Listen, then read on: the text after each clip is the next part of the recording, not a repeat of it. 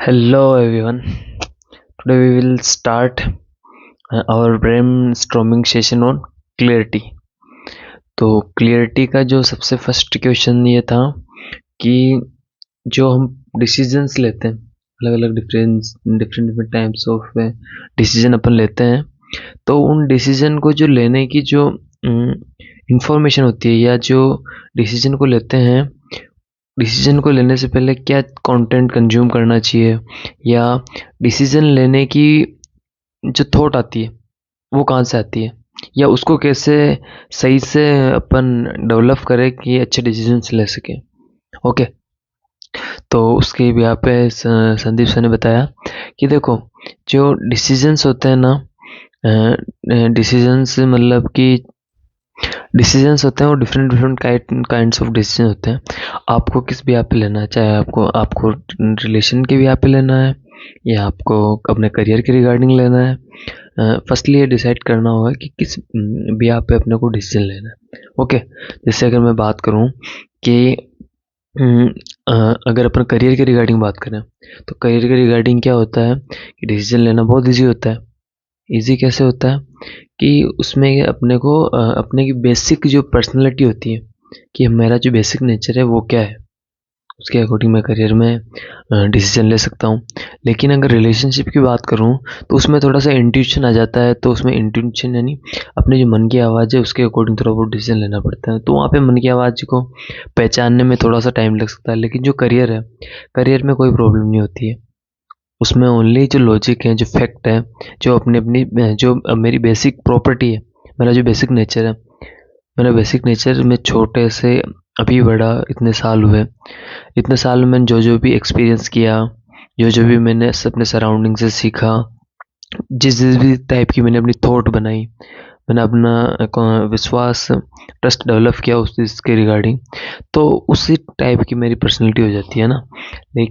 और अगर मेरे को बेसिक प्रॉपर्टी अपनी पर्सनैलिटी समझ में आ जाती है तो उसके हिसाब से मेरा डिसीजन लेना ईजी हो जाता है।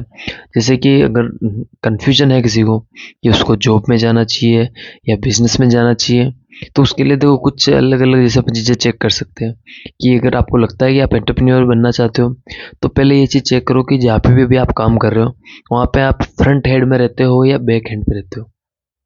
मतलब आप ज़्यादा से ज़्यादा चीज़ें अपने हाथ में लेने के लिए तैयार रहते हो या नहीं रहते हो। अगर आप हाथ में लेने के लिए चीज़ें तैयार रहते हो तो आप एंटरप्रेन्योर हो। अगर आप पीछे से आप देख के खड़े रह के ओनली तमाशा देखते होंगे, हाँ ठीक है सेफ चलते हो, तो फिर आप एंटरप्रेन्योरशिप की क्वालिटी की कमी है आप में।